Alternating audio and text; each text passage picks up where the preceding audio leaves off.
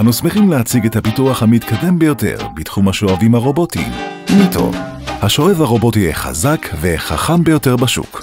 ניטו אינו עוד רובוט מטאטא, זהו שואב אמיתי, שאינו משאיר דבר אחריו. באמצעות קרן הלייזר, ניטו סורק את החדר, ממפה אותו, ובוחר את המסלול היעיל ביותר. בזמן שרובוטים אחרים מסתובבים בחדר ונתקלים בקירות ובחפצים, ניטו עובד בצורה שיטתית ונע מחדר לחדר במהירות וביעילות. כאשר ניטו מזהה חפצים, הוא נע סביבם. ניטו עולה על שטיחים, עובר בקלות מסוג ריצוף אחד לאחר, ואינו נכנס לאזורים שהגישה עליהם נחסמה מראש, כי אין צורך לנקותם. ניטו מזהה שינויים במפלסים או מדרגות, ולכן אינו נופל. לניטו היכולת להיכנס מתחת לחפצים, ספות או מזנונים, ולנקות את האבק שהצטבר שם. ניטו עובד גם בחושך, ושואב לכלוך ואבק הנסתרים לעין.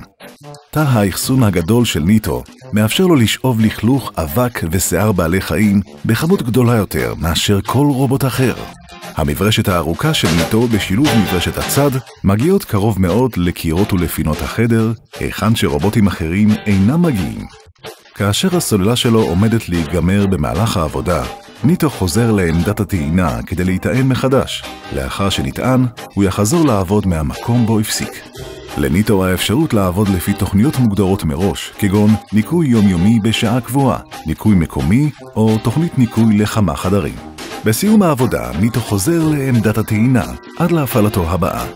ניטו יסיים לנקות את הבית מבלי לפספס אף פינה, כשהוא מותיר את הרובוטים האחרים מאחור. ניטו